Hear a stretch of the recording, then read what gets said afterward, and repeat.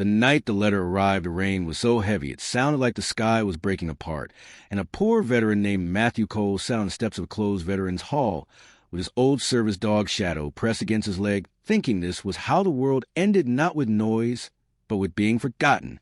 The envelope was thick and strange and addressed in careful handwriting, and when Matthew opened it under a flickering streetlight, he felt something he had not felt in years, a sharp pull of fear mixed with hope, because the letter said he had inherited a mansion deep in the northern forest of a man he barely remembered, and nothing in Matthew's life had ever come without a cost. Before the story goes any further, if you believe in the silent hero and second chances, please like, comment, share, and subscribe to the channel, because stories like this are for those who still believe goodness can survive even after everything else is gone. Matthew was a former Army engineer who came home carrying injuries that did not always show and memories that never left him alone, and Shadow was more than a dog, because Shadow was the one constant that never judged, never left, and never forgot who Matthew was before the world turned hard. They had been living out of shelters, old trucks, and kindness that came and went, and the idea of a mega mansion felt like a cruel joke. The address led them far from the city into a forest road where the trees closed in like walls, and the air smelled of damp earth and pine and silence pressed so hard it made Matthew uneasy. When the mansion finally appeared, it rose out of the woods like something from another life, tall, dark, and weathered with stone walls covered in moss-wide windows, clouded by time, and gates that stood open as if waiting. The house belonged to Henry Caldwell, an old man Matthew once helped years ago when his car broke down near a military hospital, and the kindness had been small, almost forgettable, but Henry had remembered it, and in his final days he left everything to the soldier who treated him like a human when no one else did. The mansion was enormous, more rooms than Matthew could count, long hallway staircases that creaked under every step, and furniture wrapped in sheets like ghosts standing still. It should have felt like winning a lottery, but instead, Matthew felt small and out of place like a trespasser in someone else's dream. The first nights were hard because the forest made sounds Matthew could not name, and the mansion held echoes that followed him from room to room. He slept in one small corner with Shadow because the rest of the house felt too large, too empty, and too full of memories that were not his. Money was also not what people imagine, because owning a mansion does not mean having cash, and the bills came fast, taxes, repairs, and maintenance piled up, and Matthew realized his inheritance could destroy him if he failed.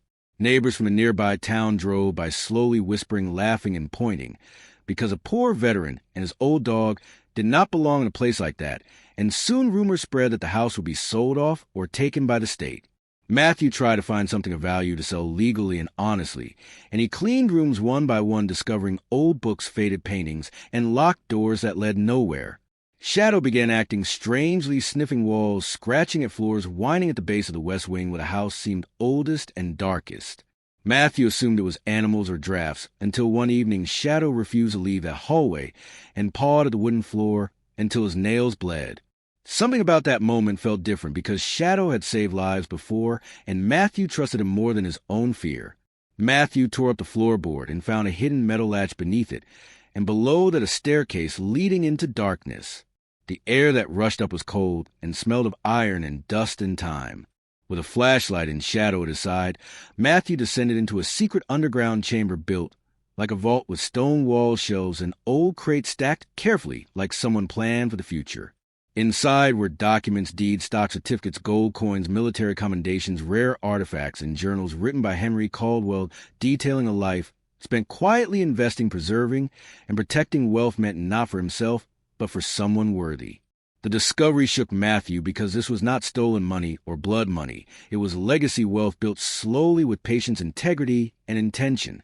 Henry had written that he had no family left and wanted his life's work to lift someone who had already given everything, and Shadow had been the final sign that Matthew was meant to find it. Lawyers, accountants, and historians were brought in and confirmed the fortune was legal, immense, and clean, and within weeks Matthew went from barely surviving to controlling assets worth hundreds of millions. The town that once mocked him suddenly changed, and officials smiled, investors called, and neighbors pretended they always believed in him. But Matthew remembered every cold look, every laugh, and every moment he felt invisible. He did not respond with anger, because war had already taught him that bitterness only builds more ruins. Instead, he sold portions of the mansion land, responsibly restoring the rest, and opened veteran housing, medical support centers, and dog rescue programs, using shadow as a symbol, because healing often walks on four legs before it stands on two. The mansion transformed from a symbol of excess into a place of refuge and purpose, and Matthew finally slept peacefully for the first time in years, not because he was rich, but because he was useful again. The forest no longer felt threatening, and the house no longer echoed, because it was filled with people rebuilding their lives quietly together. Shadow grew older slower, but content always watching, always guiding, always reminding Matthew that loyalty and instinct can see what eyes cannot. Years later, when Matthew stood on the balcony looking over the land, he understood that true wealth was never hidden underground or locked in vaults, but planted in moments of kindness that grow long after we forget them.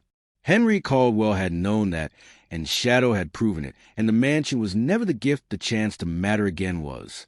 Before this story ends, please comment below and tell us if you believe second chances come when we least expect them, and if silent heroes still exist in today's world.